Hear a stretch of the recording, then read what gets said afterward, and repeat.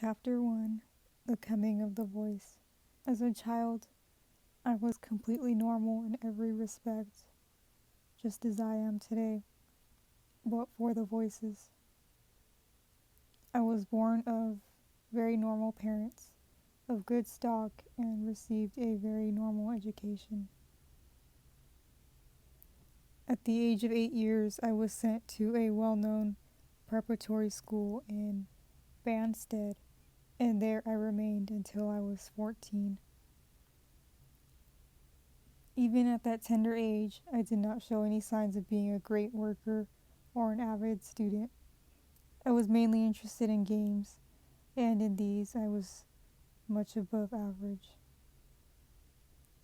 My mother died when I was just 11, and in 1911 I left Banstead and was sent to Malvern College, where games once more occupied my time at the expense of my studies. I mention this particularly because I want to emphasize the fact that my natural aptitude for writing and drawing the contents of the books was quite negligible, at any rate so far as any instruction was concerned. One thing I could do quite well was to sing. I was gifted with a good treble voice, and I used to sing the solos in the college chapel. In 1912, indeed, I won the Singing Challenge Cup for my house by singing Denza's May Morning. 1 year later, having outgrown my strength, I became ill and had to leave school. I joined my father in Southsea, where he had taken a house, and there I was brought up by an aunt. After my recovery from this temporary indisposition, I was sent to a crammer to be coached for the preliminary examination necessary to enable me to enter St. Thomas's Hospital, it being intended that I should become a doctor. Personally, I had made up my mind to become a singer, and this I eventually did after the Great War, during which, incidentally, I had served as a pilot in the old Royal Naval Air Service, which later became merged into the Royal Air Force. In 1919, I was demobilized.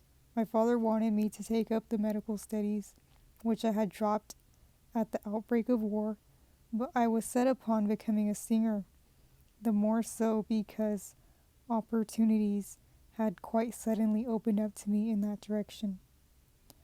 I turned everything aside to achieve my end.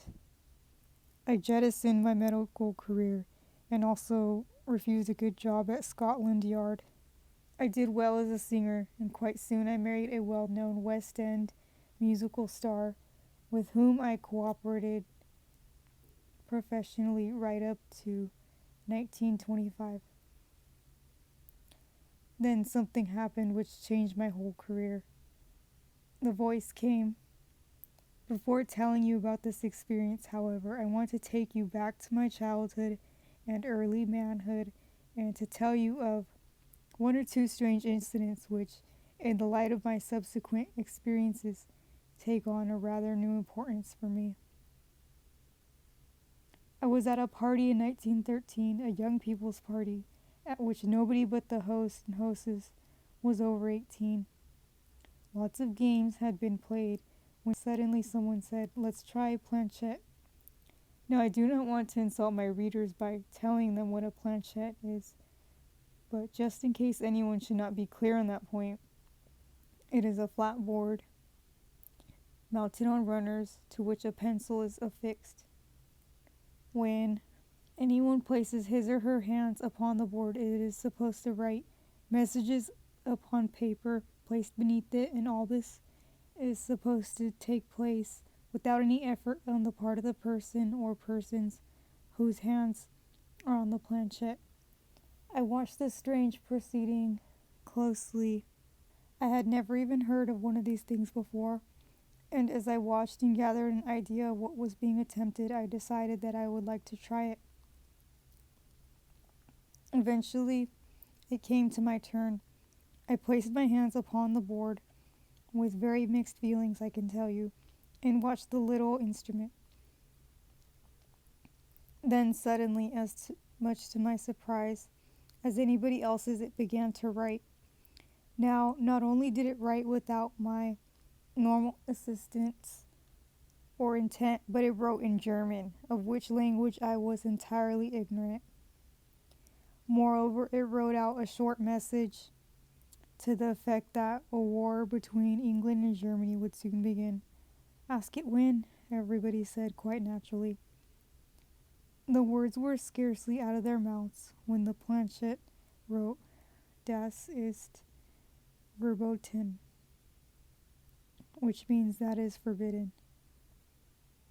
By this time, you may imagine that I was somewhat interested in this toy. So much so indeed that I procured a planchette and tried it out in my own home. Results came almost at once. The planchette wrote that if I dug in a certain mossy bank in a nearby country road, I should find copper coins hidden there. The planchette not only gave me these details, but drew a rough design and placed a cross at the spot to which I was directed. To the astonishment of my elders, who, being connected with the church, were not too pleased by this display of necromancy, I proceeded to the spot, began to dig, and soon discovered the coins in ground, which had not been disturbed for quite a long time. There were several witnesses present, and the coins are, I believe, still preserved by one who took part with me in that minor excavation. Then came the war, and the planchette fell into disuse. But one day when I was home on leave, I fished it out of the cupboard, and almost at once it performed its most extraordinary and final achievement. In front of a number of friends, it wrote reams of rather cheap poetry. At that time, patriotic poetry was all the rage, and also it was quite the thing to write laudatory verse about our various allies. The particular poem which the planchette elected to write started off something like this: "All hail to little Servia, so gallant and so gay." When the writing stopped, I asked, "Who are you and what is this?" The reply came at once: "If you take the daily of the mentioning by name a leading daily and a date about 3 weeks ahead, you will find this poem printed."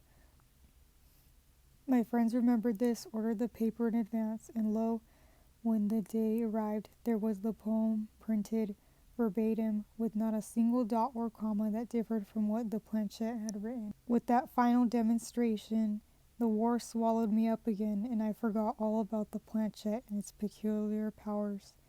Strange it is that such a demonstration should not make a bigger impression, should not spur one on to search for some reason for it all. Yet what could one do with the war to be fought and a living to be won when it was all over?